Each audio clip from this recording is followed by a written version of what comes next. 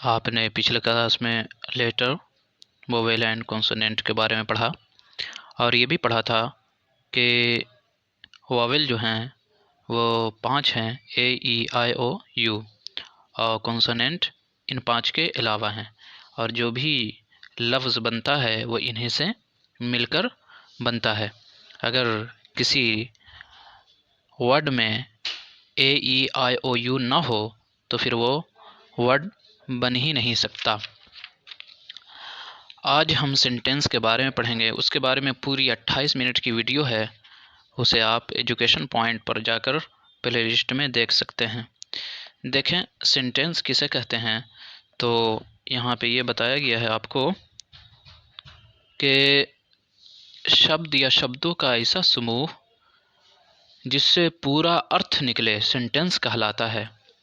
और एक तारीफ मैं बताता हूँ, उसे याद कर लें, काफ़ी आसान है।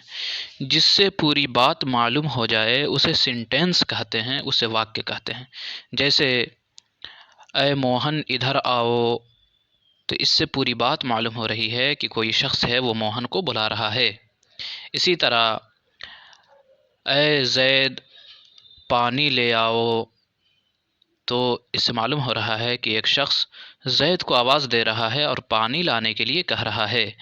तो जिससे पूरी बात मालूम हो उसे सेंटेंस कहते हैं, और जिससे आधी बात मालूम हो उसे सेंटेंस नहीं कहा जाता है।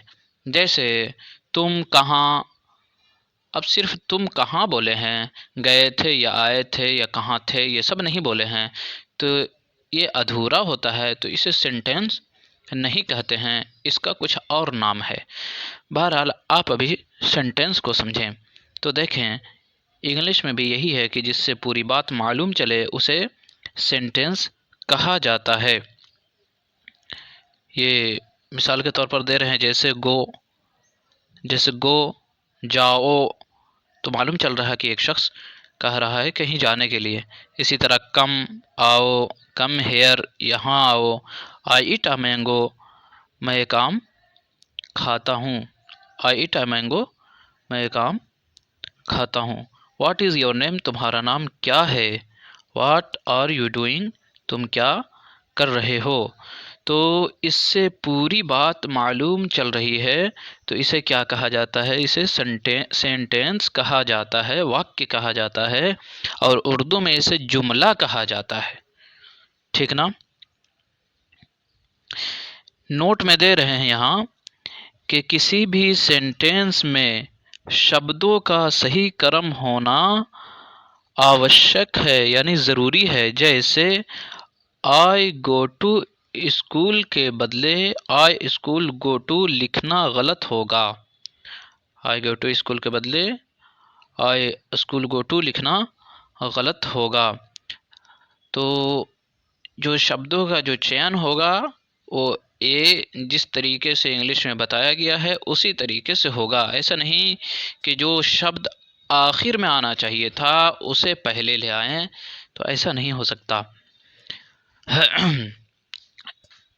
इसी तरह बता रहे हैं यहाँ पे कि प्रत्येक सेंटेंस का पहला लेटर कैपिटल होता है, यानी जो भी आप जुमला बनाएंगे तो उसमें पहला जो लेटर होगा, पहला जो हर्फ होगा, पहला जो अक्षर होगा उसे बड़ा में लिखेंगे।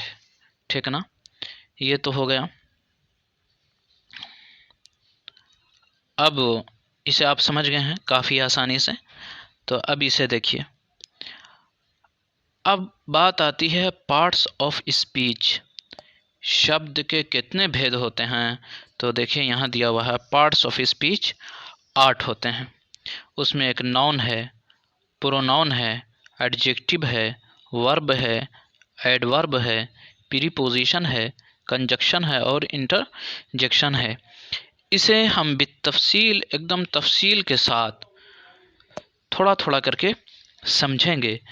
अभी यहाँ पे आपको इतना समझ लेना है कि लेटर से मिलकर वर्ड बनते हैं और वर्ड से मिलकर सेंटेंस बनते हैं, और सेंटेंस किसे कहते हैं, सेंटेंस कहते हैं जिससे पूरी बात मालूम हो जाए, जैसे यहाँ आओ, वहाँ जाओ, तुम कहाँ गए थे। तो इस तरह सेंटेंस बनता है। और पार्ट्स ऑफ स्पीच कितने हैं? पार्ट्स ऑफ स्पीच 8 हैं। पार्ट्स ऑफ स्पीच किसे कहते हैं? अंग्रेज़ी में जितने भी शब्द हैं उनको वाक्यों में यानी जुमलों में कार्य एवं प्रयोग के विचार से 8 भागों में बांटा गया है। इसमें से प्रत्येक भाग को पार्ट ऑफ स्पीच कहते हैं। तो जितने भी शब्द हों जब उनकी तक़सीम की गई तो वो 8 बनते हैं। तो कोई नाउन कहलाता है, कोई प्रोनाउन कहलाता है, कोई एडजेक्टिव कहलाता है, कोई वर्ब कहलाता है और कोई एडवर्ब, कोई प्रीपोजिशन, कोई कंजक्शन, कोई इंटरजेक्शन। तो हम इसे अगले एपिसोड में बहुत आराम से और थोड़ा थोड़ा करके पढ़ेंगे। तब तक खुश रहें, जीते रहें।